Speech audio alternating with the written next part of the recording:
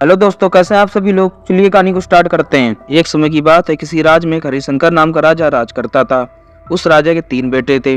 उसकी ख्वाहिश थी कि उसका सबसे काबिल बेटा उसकी राजगद्दी को संभाले, लेकिन वह इस बात को लेकर सोच में था कि तीनों में से वह किसे अपना राजपाट सौंपेगा। एक दिन राजा को एक तरकीब सूझी। उसने उसी समय अपनी तीनों बेटों को बुलाया और कहा, बेटे, आज मैं तुम सबसे एक सवाल पूछता हूँ। अगर तुम लोगों के सामने एक गुनहगार खड़ा हो तो तुम उसके साथ क्या करोगे। इस पर राजा के पहले बेटे ने कहा, उस अपराधी को सजाए मौत दे देनी चाहिए। वहीं दूसरे बेटे ने कहा, गुनहगार को काल कोठरी में बंद कर देना चाहिए। जबकि तीसरे बेटे ने कहा, पिताजी, हमें उसे सजा देने से पहले इस बात की जांच कर लेनी चाहिए कि उसने सही में अपराध किया भी है या नहीं।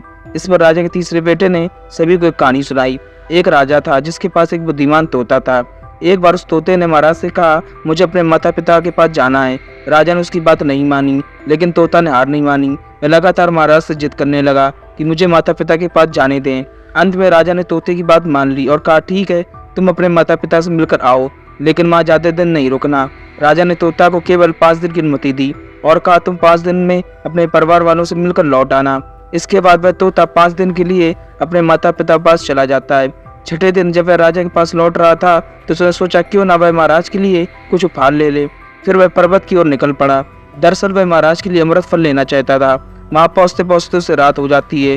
तोता ने पर्वत पर पहुंचकर फल तो ले लिया, लेकिन रात हो जाने के कारण वह आगे नहीं बढ़ा और वहीं रुक गया।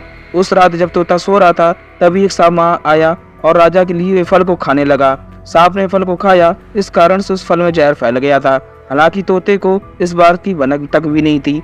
अगली सुबह जब वह जगा तो फल लेकर महल की ओर चल पड़ा। जब वह महल पहुंचा तो खुशी खुशी सीधे राजा के पास गया और कहा, महाराज, मैं आपके लिए ये अमृत फल लेकर आया हूँ। आप इसे खाएंगे तो सदा के लिए अमर हो जाएंगे। ये सुनकर राजा काफी प्रसन्न हुए। उन्होंने तुरंत उस अमृत फल को खाने के लिए मांगा। इस पर एक मंत्री ने कहा, जरा रुकिए महाराज, आप इस फल को बिना जांच किए कैसे खा सकते हैं। एक बार यह तो देख लें तोता द्वारा लाया गया ये फल सही भी है या नहीं। राजा ने उस मंत्री की बात से सहमत होकर कहा कि तुरंत इस फल को कुत्ते को खिलाया जाए। राजा का आदेश पाकर सैनिक ने फल का एक टुकड़ा कुत्ते को खिलाया। फल खाते ही कुत्ते की मौत हो गई। ये देख राजा गुस्से से आग बबूला हो गया। उसने क्रोध में आकर तलवार से तोते के सुर को काट दिया, साथ ही फल को फेंकवा दिया। कुछ साल बाद ठीक उसी स्थान पर एक पौधा निकल आया। ये देख राजा को लगा कि ये उसी जहरीले फल का पौधा है। उसने सभी को आदेश दिया कि उस पेड़ का फल कोई भी नहीं खाएगा। कुछ दिन बाद एक वृद्ध व्यक्ति उस पेड़ के नीचे आराम करने के लिए रुका। उसे भूख भी काफी जोर से लग रही थी। उसने उसी पेड़ से फल को तोड़ा और खाने लगा। फल खाने के बाद वह बूढ़ा व्यक्ति एकदम से जवान हो गया। राजा ने जब ये देखा तो वह आश्चर्यचकित रह गया। उसे समझ आ गया कि वह फल जहरीला नहीं था। उसने बहुत बड़ी गलती की है। उसने बिना सच्चाई जाने तोते को मार दिया। इसे लेकर उसे काफी पछतावा भी हुआ। इसके लिए वह मन ही मन खुद को कोसने लगा। इधर तीसरे राजकुमार की कहानी खत्म होने के बाद राजा हरिशंकर ने उसे ही अपना उत्तराधिकारी नियुक्त किया। इसके बाद राज्य में जश्न मनाया गया।